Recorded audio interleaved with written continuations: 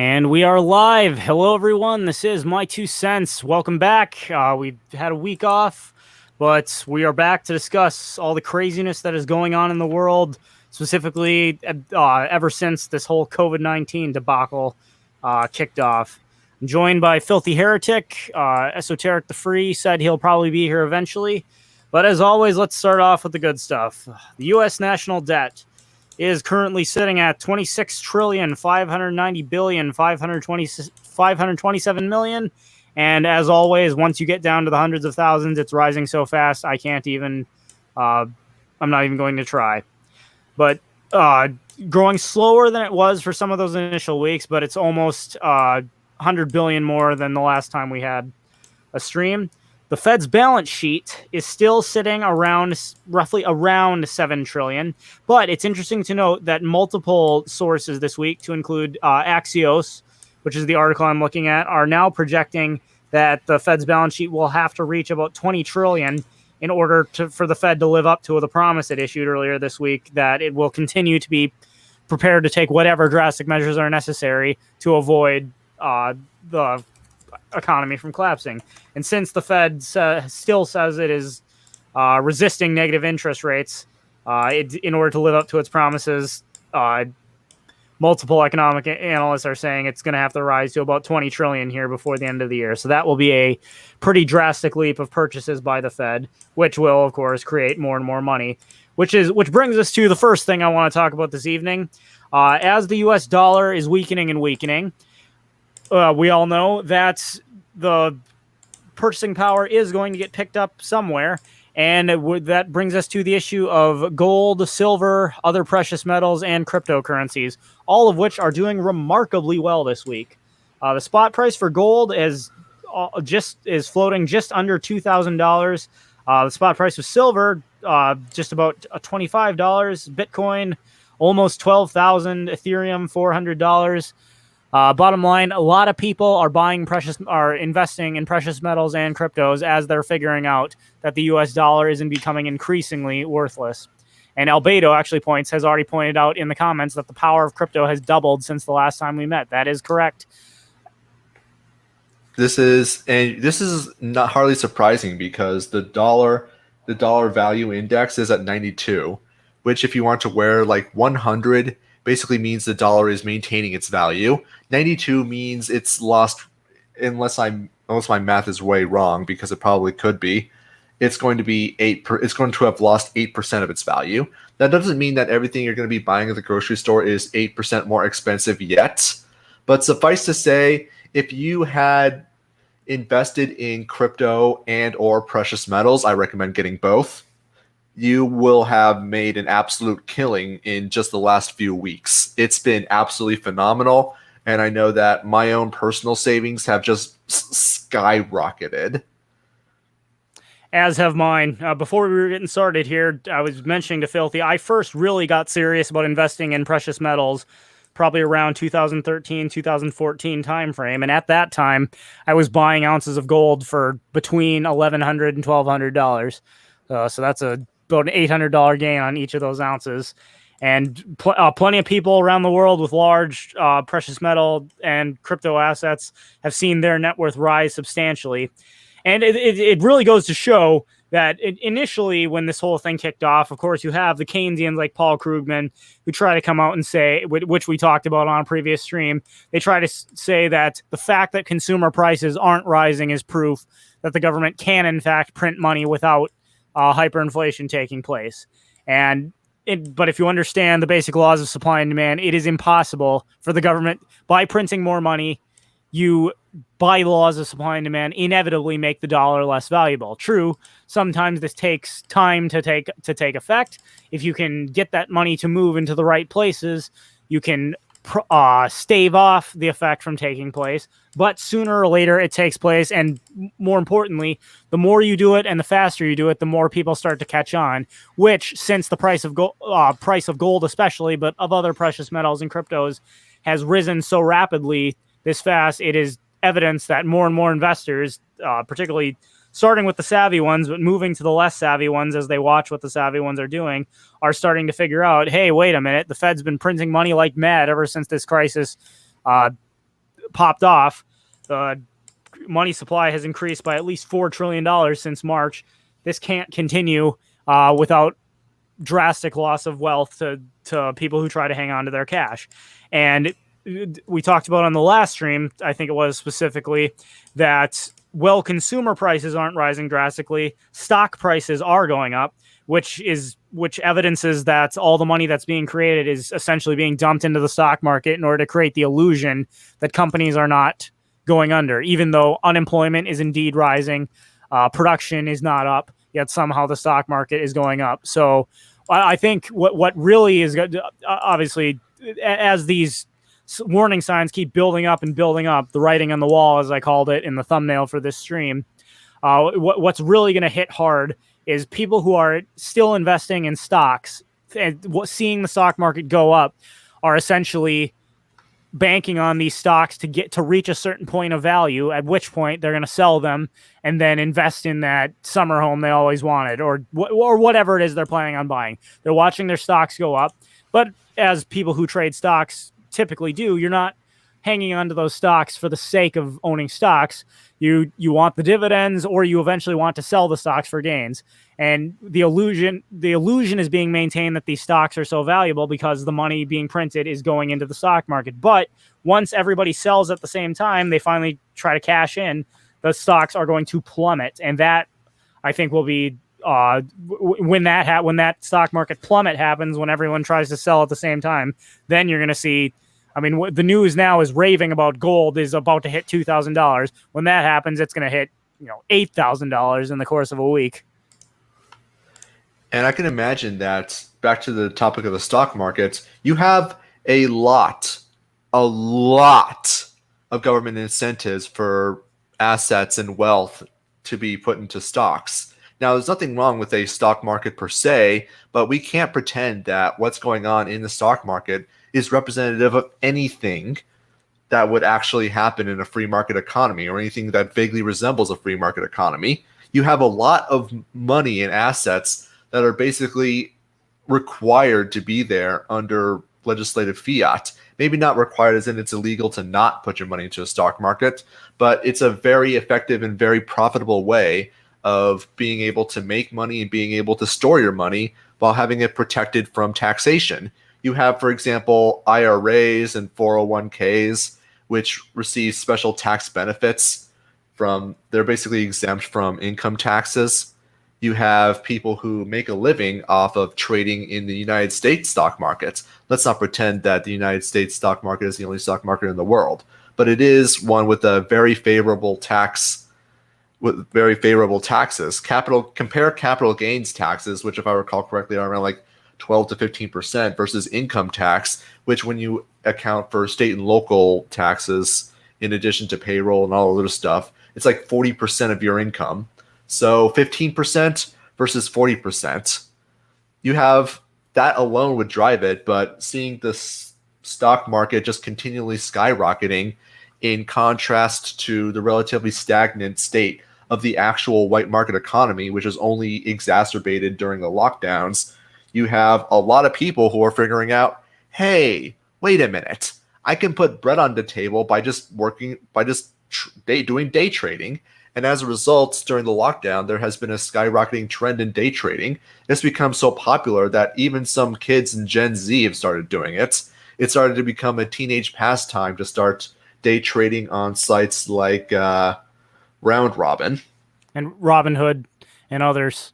Robinhood, that's what it's called. Mm-hmm. But the point that I'm getting at is that you have a lot of people trading a lot of assets that otherwise probably wouldn't be there but for the incentives that the state puts there. So naturally, when you have a lot of people participating, it's going to make stocks skyrocket even further.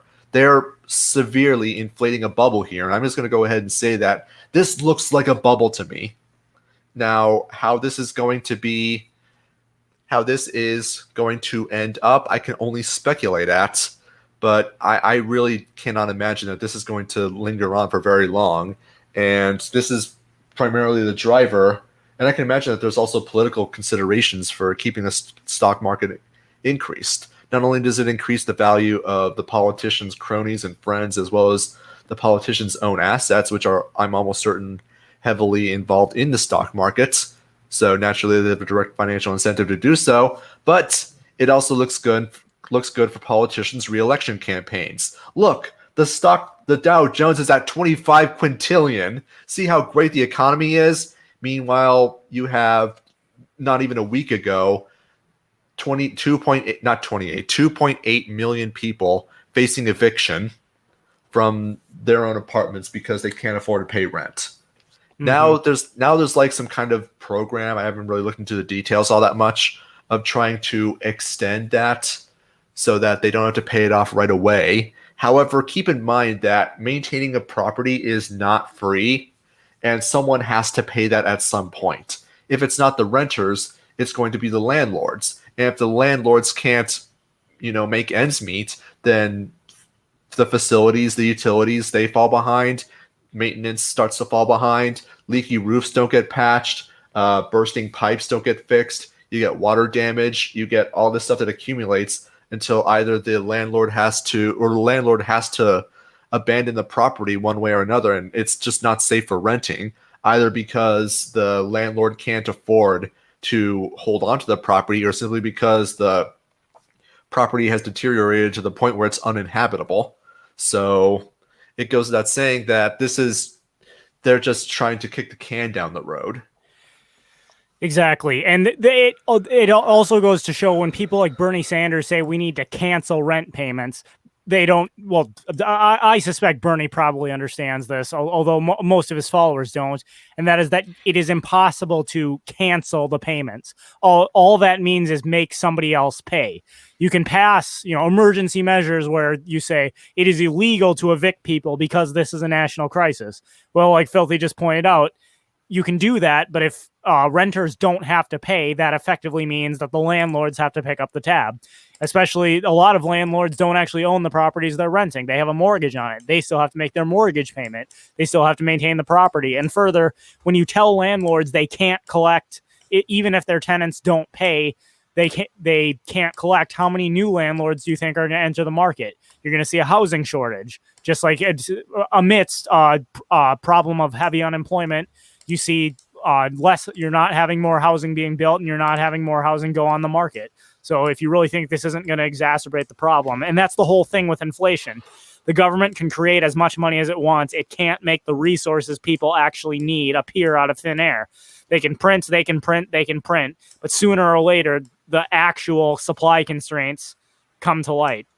And that's when the whole thing collapses. When people realize the things they wanted to buy aren't there, at that point, the government's lost. There's nothing more they can do. Now, I do want to bring up here, Zachary Cawley pointed out that there's actually, interestingly enough, there is a national coin shortage.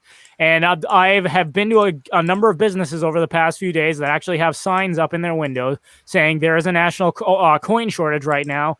We are requiring people to either pay with credit card or to give exact change because we don't have enough cash and coin in our store to guarantee that we can provide you change if you pay with cash, which is interesting because for those that don't understand the fractional reserve banking system, I know this is something I've talked about in the past, and I know Filthy and others have talked about it as well.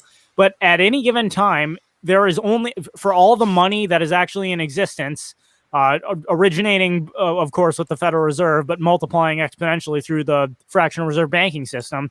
At any given time, the actual amount of cash and coin compared to the amount of money, I think it's only about 3% of all money in existence is actually backed by real cash and coin. The rest is just numbers in a computer. And I think the fact that there's a national coin shortage goes to show that when the Fed tries to create $4 trillion over the, almost, $5 trillion pretty soon here, over the course of just about 4 months, the printing press can't keep up. So now all this digital money, this bank credit, it's technically called, is being created, but there isn't nearly enough cash and coin to actually back it, to the point that your local Walmart and McDonald's actually have to stop accepting cash and coin because there isn't enough out there. And this is, again, very interesting. I remember not long ago, I was reading articles about how it actually cost the government more to produce a penny than the penny was worth. And this is the same thing with nickels as well. It goes to show you the fallacy and the folly of central planning in finance, where you end up minting coins that are more expensive than the coins are actually worth. I mean, if you take all your pennies and melt it down to the copper, you're going to end up with an asset that's more valuable than the pennies ever were. It's kind of hilarious, actually. But of course, imagine we're not there yet, but imagine when it gets to the point that the ink and the paper of a dollar bill are actually worth more than a dollar itself. I actually wouldn't be surprised if we're getting close to that, at least with $1 bills. I think I recall that we're actually coming close to the point where dimes are worth less than the metals need to produce them. And it just goes to show you that what happens when you debase a currency so horribly, the money ends up becoming absolutely worthless. Now, I don't know if they're doing this on purpose to drive people into digital currency, because I've heard that they're trying to push Fed coin one more time. I haven't really seen much about that personally. It's been several weeks since I've seen it, but I know the Federal Reserve Board of Governors has been talking about that for at least a year now.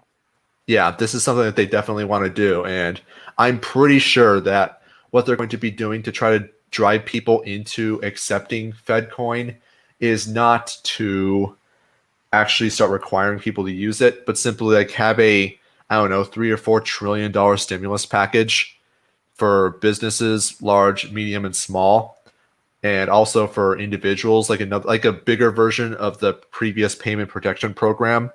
However, it's going to be made on the caveat of, this stimulus can only be made if you set up your FedCoin account, your FedCoin wallet, and you accept your FedCoin.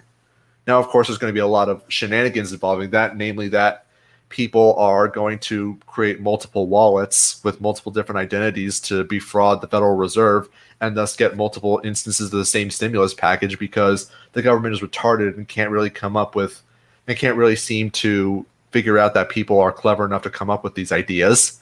But it's something that they're going to try to do nonetheless in order to try to get FedCoin circulating throughout the economy. Now, this is also going to be very useful for the state because it basically makes financial transactions, at least with FedCoin, archivable. Every single thing that you ever do with it is going to be watched and monitored. And you can guarantee that as vendors, which are basically now going to be, for all intents and purposes, required to accept FedCoin, it will be legal tender. It will become legal tender, yes. But there is some good news to come from this, and that is that as more vendors start to go digital, including small businesses, it's going to be a lot easier for them to transition over to other digital currencies. For example, Litecoin. Basically, the point I'm getting at is that they're working towards their own destruction, and I am laughing. Mm-hmm. Albedo makes a comment here. Apparently, the Federal Reserve has printed more money in 1 month than throughout 2 centuries. Yes, it is that ridiculous. When you think about the fact, again, the Fed's balance sheet has, for the past 3 weeks or so, the Fed's balance sheet has been sitting pretty steadily at $7 trillion. But head back to March of this year, and it was only about $3 trillion. So the Fed more than doubled its balance sheet, and when you look at the national debt going up at more $4 trillion, which is almost 25% of GDP. Yeah, it's not surprising that thinking back to, I mean, just the other day I was reading something about the Titanic, and which of course the Titanic sank back in 1912, and how J.P. Morgan was a major investor in the Titanic, and how his wealth, he boasted a wealth of $86 million. Which, of course, back then was a lot of money. But nowadays, considering we're talking about trillions of dollars, not millions of dollars, because that's how much the dollar has been debased. The dollar has lost over 99% of its value since the Federal Reserve Act was passed into legislation. In addition to that, before then, I mean, people say it's inflated in the last month more so than the last 200 years, but there was a period in American history where the inflation of the dollar was virtually non-existent. Of course, we had a gold standard. We haven't always had a gold standard. We had central banking on and off until the Federal Reserve Act of 1913. But in general, even during the periods of like the peaks of the gold rush, inflation never really went above 1%. It was incredibly stable. It's this period of like 2%, 3%, 4% annual inflation. It's a relatively recent phenomenon in American history, let alone human history. Specifically, everyone talks about Richard Nixon's crime being Watergate. What really made Nixon a criminal is when he formally severed any connection the dollar had left to gold. When he did that, you look at inflation after 71, when Nixon gets on TV and announces, I have instructed the Treasury Secretary to suspend temporarily the convertibility of the dollar into gold and other reserve assets, except in amounts deemed to be in the interest of the federal government and the United States interests abroad. Yeah, that was Nixon's real crime. So, in other words, the debasement of the United States currency and the absolute destruction of people's assets and their wealth and their savings was done in the name of national security. Where have I heard that before? We seem to do quite a bit in the name of national security. It's almost as if national security is a meaningless buzzword meant to coerce gullible people into having their stuff stolen from them, and it's a methodology by which the state can use to justify literally anything. Which is an excellent... That's a silly conspiracy theory. We can't take that seriously. Of course. But that is, Filthy, an excellent segue into the next topic of discussion. So, obviously, I would say the fact that the price of gold is rising is, of course, as I pointed out, evidence that more and more people are catching on to the government scheme. They're realizing that if they hang on to their cash, they're going to get burned. And the more people realize this, the faster the collapse is going to come.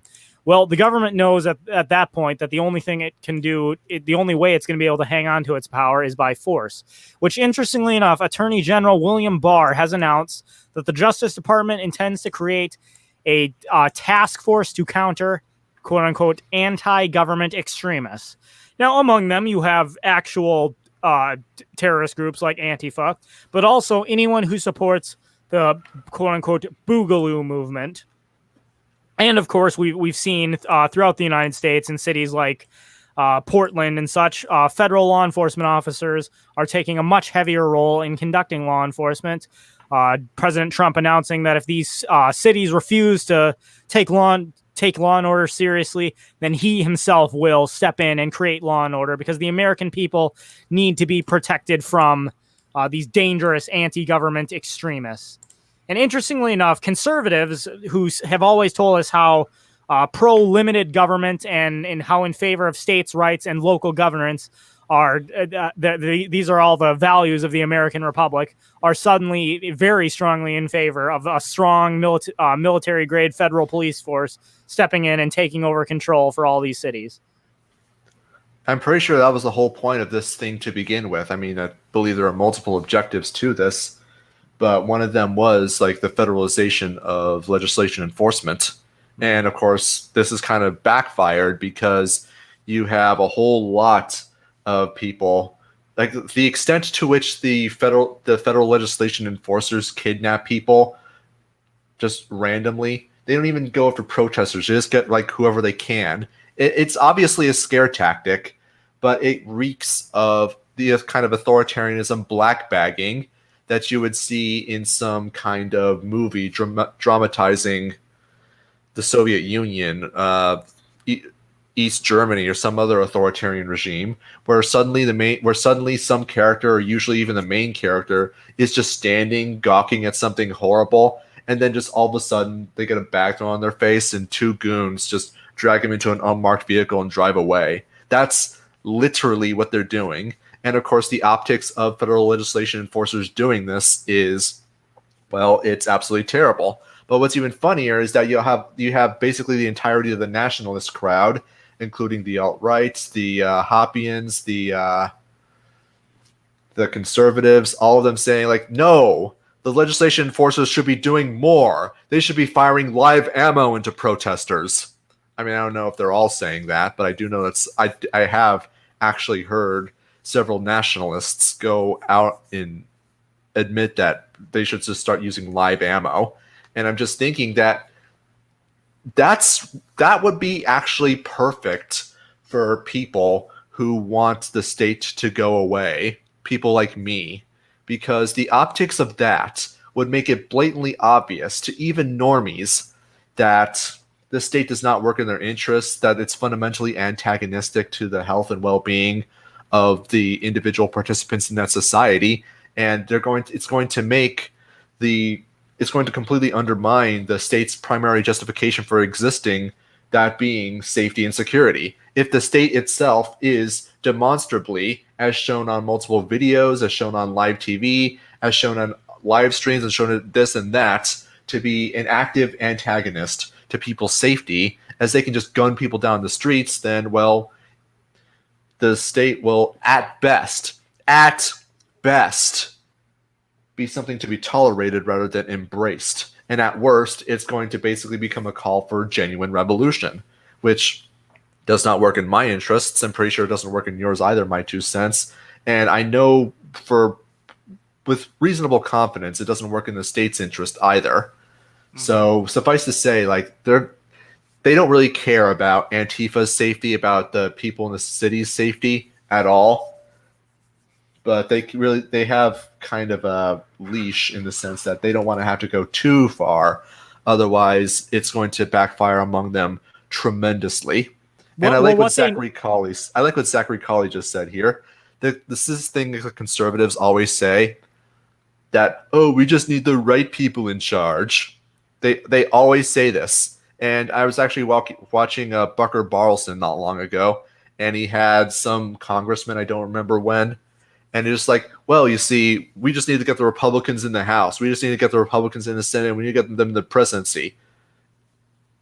As though they didn't have that previously at all. Mm-hmm. Somehow the problem isn't government power itself. It's just a matter if we get the right person to use the power. When Democrats get elected, they're quote using the power the wrong way. But if we get we get control of the House, if we get a Republican in the White House, they'll use it the right way, and then we'll be fine. But Filthy pointing out, though, that once the government starts shooting on its own citizens, that generally is enough to spark a revolution. What I find interesting about that is that also shows that when you have competing states or competing state actors, they can effectively turn large segments of the population against their opponents by creating false flag attacks where one state faction appears to be firing on or killing innocent civilians. And I always think of, I'm sure many of you have probably either read the Hunger Games books or seen the movies, how at the end of the final book, as the people are closing in on the president's mansion, what it appears happens is that the Capitol bombs its own people in order to try and protect the presidential palace. And when that happens, even President Snow, who's the main villain of the series, his own guards turn against him when they see him bombing his own people just to protect the presidential palace, and he's easily overthrown.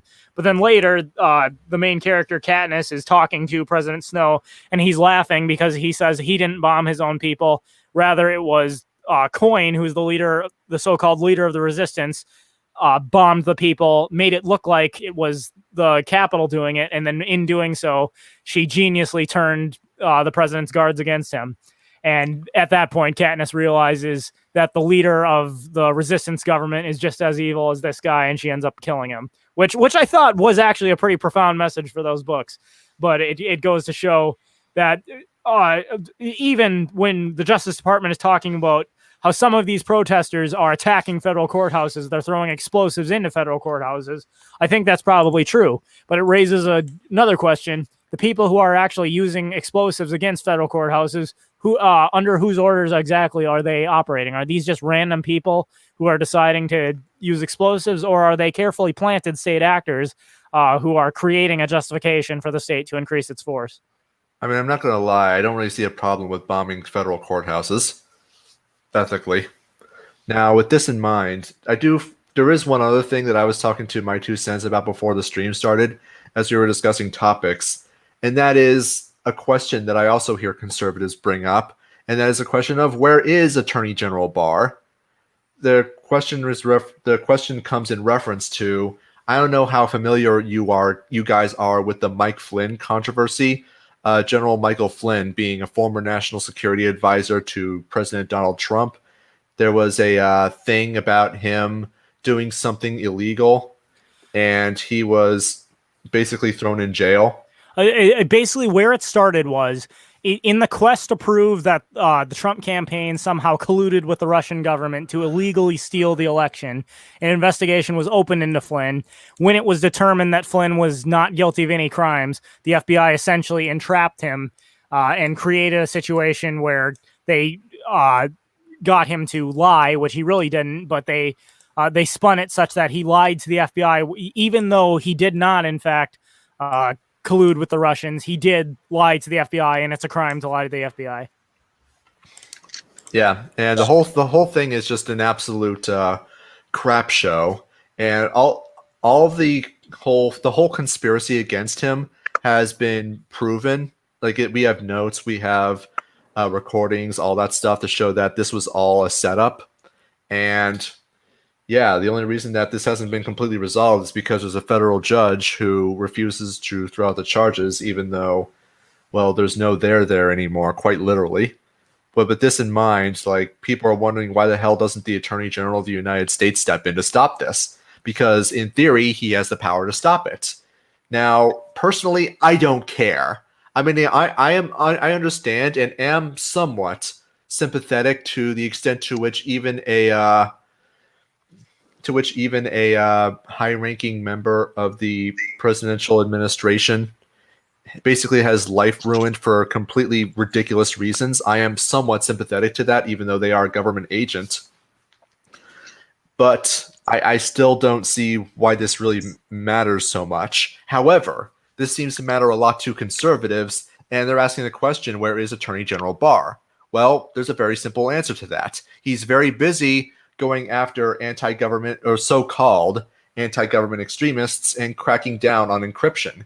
Now, what is an anti-government extremist? It's whatever Attorney General Barr says it is. I mean, he calls Antifa anti-government extremists, even though they're not really anti-government at all. They may throw around anarchy symbols on graffiti, but let's be honest, I think the overwhelming majority of them have little to no ability to really articulate even a bad case as to why the state is illegitimate or why the state is wrong, bad, whatever. They have no way to refute political rule, basically. They're communists. And by the way, Night Shift, hello. Hey, guys. How late am I?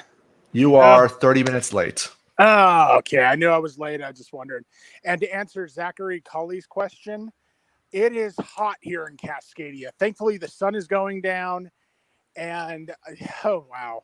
It got really crispy today. And I just got done mowing my mom's lawn. So, yeah, there's that to add it all to. But, yeah, thankfully, the sun is going down. It's getting a little bit more temperate. So, yeah, things are getting a little bit better. So what are the topics right now, though? We're currently discussing how Attorney General William Barr has announced the Justice Department will be creating a counter anti-government task force to deal with, quote, anti-government extremists. He does name Antifa as one of them, but also anyone who supports the Boogaloo movement or anyone else who might be called an anti-government extremist. And Filthy was basically pointing out in that rant you joined in that anti-government extremist just means anyone that William Barr decides is against the interests of the state. So yeah, I'll see you guys in the FEMA camps. There's a very good reason that a lot of people could be using encryption. Maybe they're paranoid about internet security. Maybe they just like using the platform because their friends are on it. And you can imagine that not only is Attorney General Barr going after anti-government extremists, but he also really wants to ban encryption from the internet entirely, which of course makes perfect sense from a government standpoint, because if communications are encrypted, then you can't really see what people are talking about. It's really hard to monitor them. It's really hard to control and regulate their behavior. So it makes sense like why he would do that. But it goes without saying that that's exactly why his attempts to do so will be fruitless and powerless, because will come to the point where he won't even know that encryption is taking place. I mean, sure, if you can, the United States government has basically total control over the ISPs, and ISPs can tell when transmissions and communications are encrypted or not. They know when you can't, like, they may not know what's in the, they know when, they may not be able to read it, but they know that they can't read it. So they'll know whether or not encrypted communications are actually being, sent. But that said, they'll know the communications are being sent. They just won't be able to read the contents of those communications. Yeah, they won't. I don't even know if they'll be able to tell where it's going. I mean, if you know how network traffic works, it bounces around like dozens of times before it reaches its destination. And you can imagine that once more peer-to-peer networking starts to become more popular, more mesh networks, like what they have, like what people use to communicate in Cuba, then it's going to be outright impossible for the state to be able to track who is talking to who and what they're saying. At that point, it's basically over. All right. Well, definitely a lot to talk about there, but it goes to show that the state is desperately trying to do everything it can to hang on to its power, keep the lights on for 5 more minutes, as Filthy so famously says.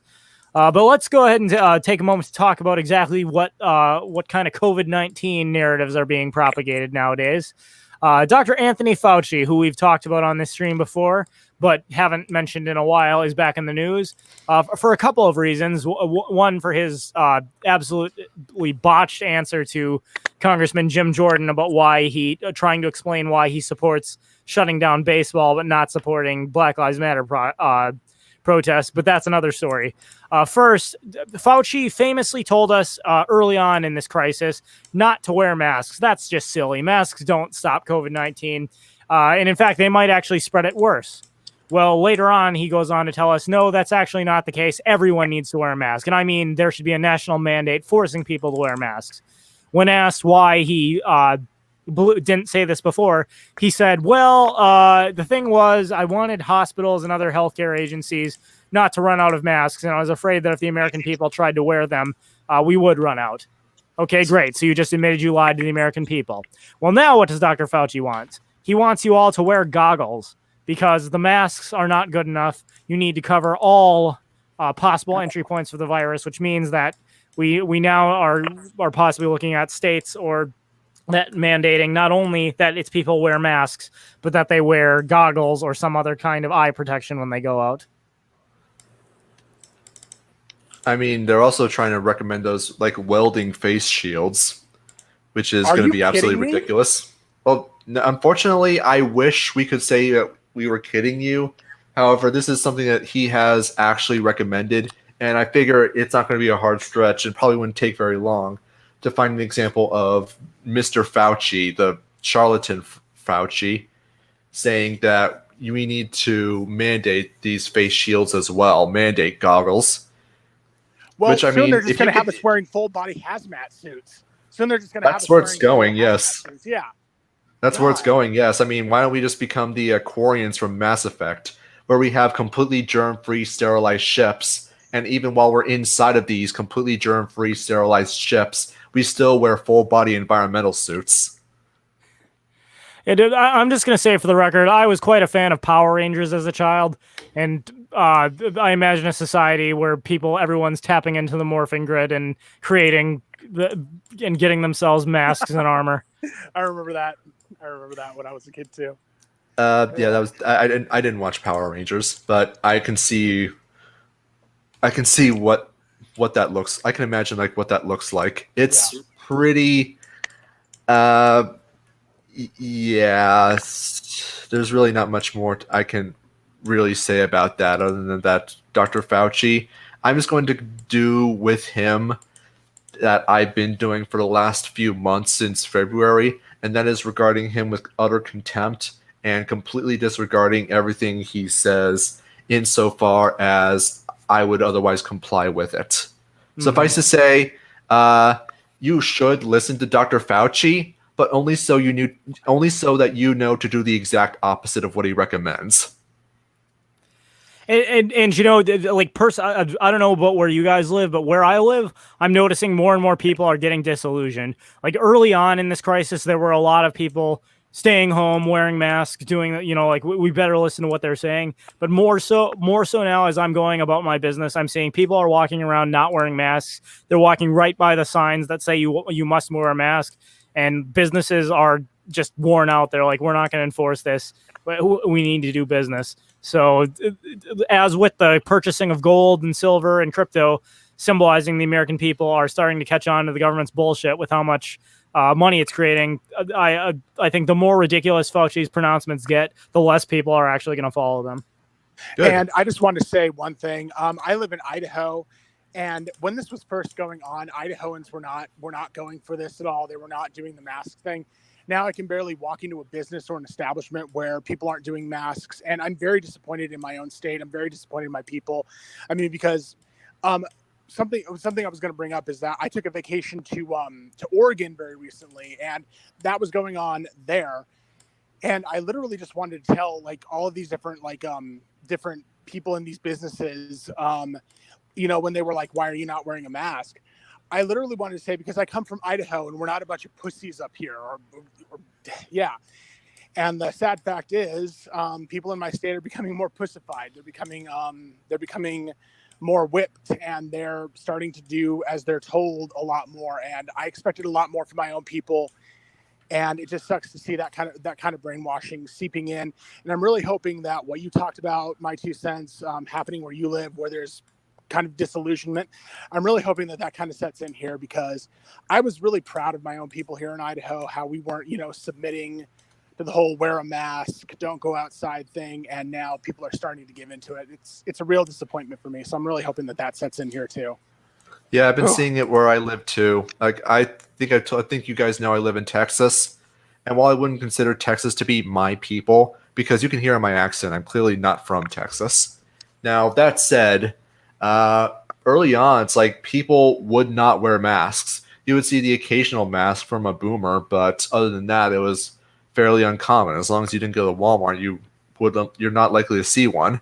Now, what's going on now, ever since this whole second wave thing started, is that it's ubiquitous. Everyone seems to be wearing it. I haven't worn one since this whole damn shenanigans started. And even though it's required by my imperial overlord, Rick Perry, who through imperial decree has said that everyone must wear a mask or face a $250 fine, well, I've been not wearing one since that started. No one's given me any trouble at all for not wearing one, and people don't really seem to care. And I already know that the sheriff in my county has stated that they will not enforce it, so I'm not terribly concerned. But even if they didn't, well, I mean, let's be honest, I wouldn't comply. And I'm starting to see more and more people slowly not wearing masks as well, which, I mean, I tell people all the time, like, look, just don't wear them. Who cares? They're not going to enforce it.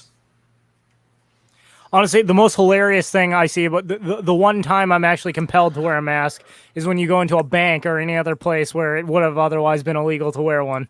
but now you're in a pickle, because prior to this going down, if you walked into a bank wearing a surgical mask, they'd call the police. But now, if you walk into a bank wearing a surgical mask, you're also not going to be able to be identified on the security cameras if you rob the place.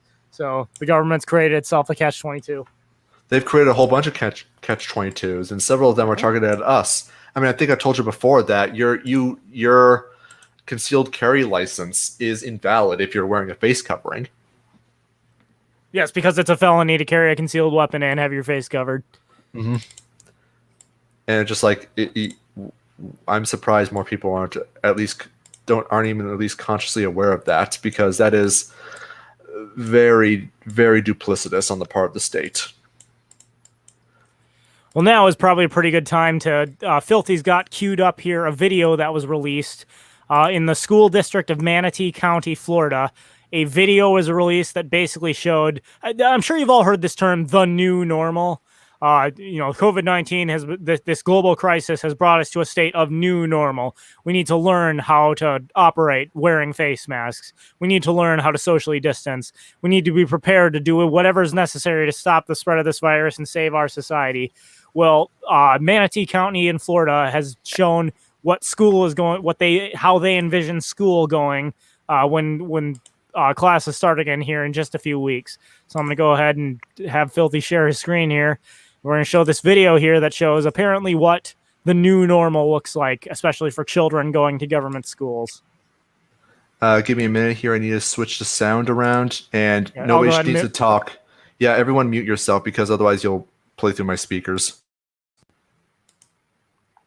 All right, you guys should still be able to hear me. The school district of Manatee County is committed to keeping students and staff safe as they return to schools for the 2020-2021 school year. Students are scheduled to return to school on August 17th. The reopening plan represents the hard work of parents, district leaders, and educators who work together to develop comprehensive plans to ensure a safe return to school. Social distancing will be adhered to in all shared spaces, including classrooms, hallways, and cafeterias.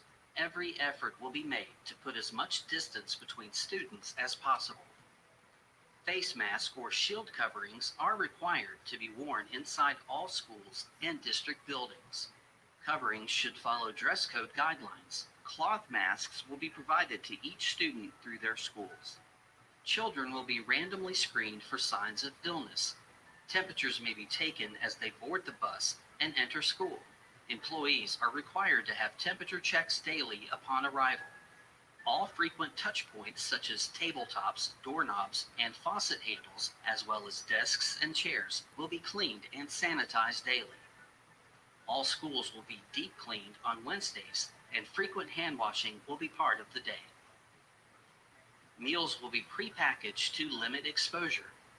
Students will be seated to ensure social distancing. Outdoor seating will also be used where available. All food services areas will be cleaned and sanitized daily.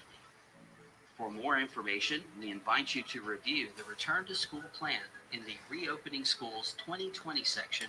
All right, that's it.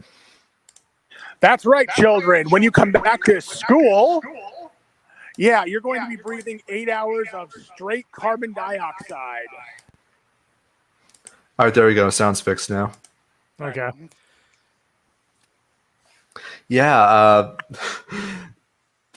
I mean, I think the video speaks for itself, and I like Zachary's comment here. No life. They can't interact with their own classmates. Prom and homecoming were the highlights of high school, and it looks like even that's been denied by default. Yeah, I mean, what's the difference here between a school and a prison? Yeah, and is that the teacher who's wearing a lab coat and a face shield? Yes, that is a teacher. Where they I swear it's like they look like they're being treated like I don't know, like they have the Black Plague or something.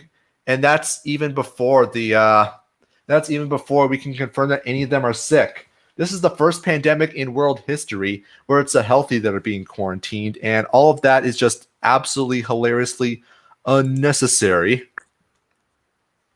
I mean, we already knew public schools are dangerous, but I mean, goodness. That is just absolutely horrendous. I mean, we can already more or less confirm that the problem with the problem with mental health among young people can be directed or can be applied entirely to schools. But nowadays, it's like you're basically treating all the kids not only as prisoners, but although they're like typhoid Marys or some other like dangerous pathogen carrying monstrosities that need to be handled with kid gloves, and you're forcing them to not only move in a very slow and blatantly inefficient manner, you're treating them like, I like the comment from Joseph Ziegler, they're lab rats. The way that they're being treated is going to be incredibly dehumanizing, which I know from not only my own personal experience in government schools, it's how absolutely soul crushing that is. but now it's basically being turned up to 11. And not to say nothing of the fact that socializing with your fellow students, not only from 6 feet away, but also because of the fact that you're going to be talking through a muzzle, which means you're basically going to talk like this all the time. Yeah, this sounds like fun, doesn't it?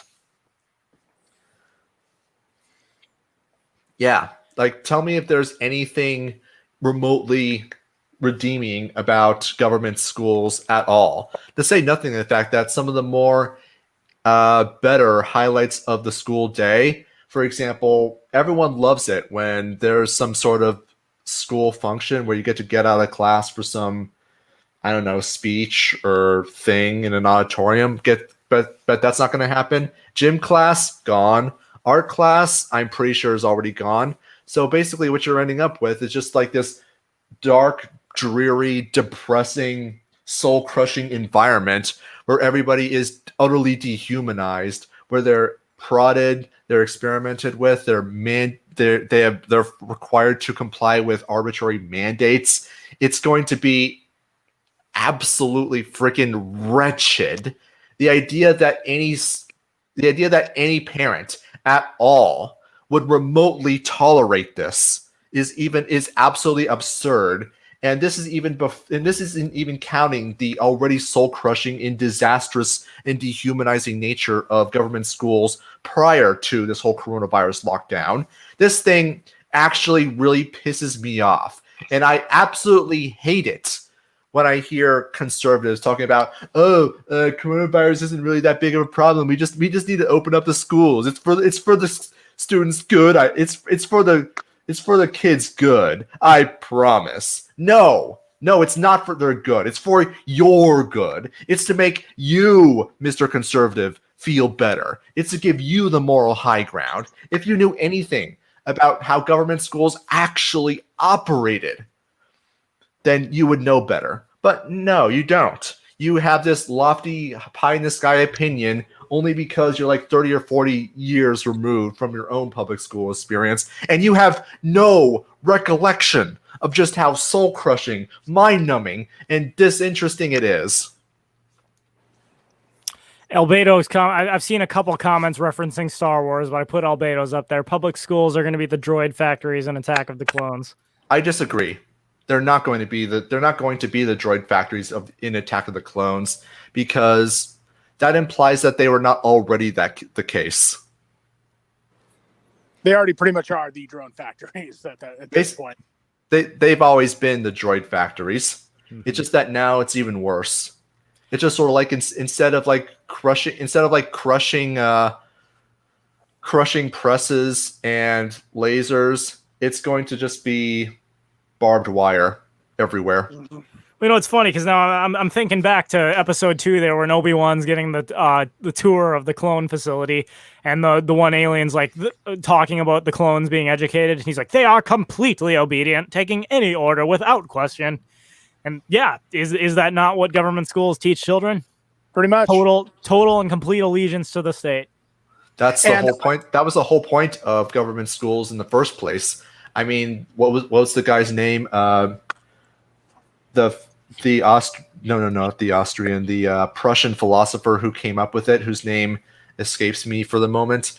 Though his argument for why the Prussians got their ass kicked in the Napoleonic Wars was because their soldiers thought for themselves too much. And if we just dehumanized them, if we just made them mindless, obedient slaves, like robots to be programmed for the interests of the state, then everything would just be great and wonderful and perfect. And you can see what happened within a generation of government schools and public education in the Prussian model being commonplace within Western society. Within one generation of universal Western adoption of government school, what'd you get? World War frickin' One. Mm-hmm. Now, I'm not saying that World War One was primarily caused by government schools, but I would go so far as to say that World War One would hardly have been as massive and consequential and disastrous as it was had people not been indoctrinated in government schools. They would have thought for themselves too much. They would have been asking, hey, wait a minute, why are we fighting this war again? and there would have been a lot more resistance to it. And if you had World War I that was significantly more subdued, well, you would be able to avoid World War II. You would be able to avoid the rise of the Soviet Union. You would be able to avoid the rise of Islamist radical extremism in the Middle East. You would be able to avoid the Frankfurt School being deported to the United States, and you would be able to avoid the current flood of cultural Marxism that we are currently experiencing.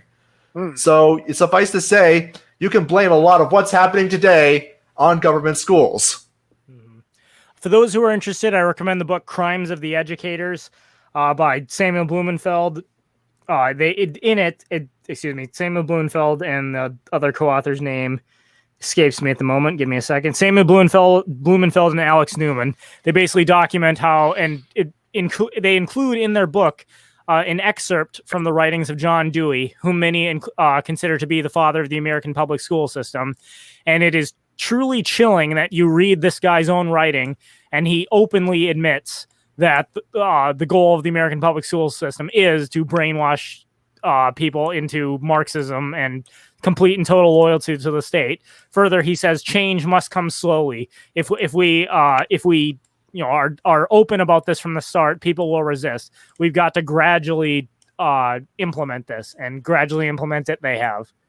Yeah, I've been listening to an audiobook. I forget what it's called off the top of my head, but they were talking about how government school doesn't really exist to educate kids. It's more along the lines to indoctrinate them, and how it really doesn't educate them except on 7 things. The things that they're being taught is basically obedience, confusion, that sort of stuff. I don't recall the list off the top of my head because I'll have to look over that again. But the people who brought this over to the United States from Prussia, Dewey and Horace Mann, they were very explicit about this. Like, they weren't pretending that this was anything other than what it was. They know that the whole point was indoctrination to create a whole generation of obedient and unthinking workers and soldiers who, in Johann Gottlieb's Fichte's words, would be incapable of thinking and acting otherwise than the schoolmasters would have wished. Well, there you have it. If you have any doubt about whether or not you should homeschool your children, I hope it's been taken away. I sincerely believe that government school is a form of child abuse, and I plead with people, please don't send your kids to government school. Literally have them sit on their hands at home. They'll do better. And I think we know exactly what this is. I think we know exactly what this is all about. I had a thought, but I suddenly lost it. Crap. It's fine. We're actually just about at the top of the hour, so I'll quick put it out there. If anybody has any comments or questions they want addressed before the end of the stream, please put them in the chat now. Well, and if you also, if you want to see how worthless and useless government education is, just learn about Common Core. Basically, get acquainted with Common Core education. That'll show you everything you need to know. Mm-hmm. The whole point is just to. I'm pretty certain the whole point of Common Core is just to drive further the wedge between family and parent, or the kids and the parents, because Common Core teaches a new form of curriculum that the parents don't know anything about, and as a result, they can't help them with their homework. And parents helping kids with homework is a bonding experience, and we can't have that. Nope. Apparently not. Now they're also pushing forward a new form of Common Core called 1613, I believe it is. It's a new form of social studies curriculum, which is going to make the argument that the United States was actually founded in 1613, which, I mean, doesn't really make any sense whatsoever, and is clearly a form of historical revisionism. The idea being that this is a more BLM, more Marxist-friendly version of social studies, but what they're teaching is going to be absolutely, completely false. Mainly that they wanted to say the United States was founded in 1613 because that was when the first slave was officially recognized by the colonial government, who, by the way, was owned by a black man. I believe you're talking about the 1619 project. Yeah, that's the one. I said 1613. I meant 1619. Yeah, and they're also going to be talking about how the war for independence was fought over slavery because the United States colonial government wanted to maintain slavery and all sorts of other like stupid stuff that is obviously historically untrue, but that's what they're trying to push nonetheless. Suffice to say, unless you agree with absolutely everything the government is going to be teaching your kids, why you're even considering sending them to government schools is absolutely ridiculous. And it pisses me off when I hear conservatives, I'm breaking on them again, but they've been bothering me a lot recently, when they talk about, government schools are teaching your kids this, government schools are teaching your kids that. And then a few minutes later going on about, we need to open government schools again. You duplicitous, condescending assholes. How dare you? Right. Well, and as much as I'd love to get started on how kindergartners are getting taught about gender theory and a bunch of other stuff meant to twist their minds into oblivion, we have reached the top of the hour. So, Filthy Night Shift, thanks for being on. Again, everyone, we've said for a while now, you should, if you've got your assets in cash, you are going to lose it. So you already should be investing in gold, silver, and crypto. But whereas the price of gold is at about $2,000 an ounce now, it's going to be $8,000 here shortly. So it's not too late to get into it. Don't send your kids to government schools. And as always, stay safe out there, because who knows exactly how this is how this will finally come to an end. Watch out for the Karens. Yes, watch out for the Karens. Amen to that. We will be back to discuss more next week. So that is my 2 cents. Take it for what it's worth.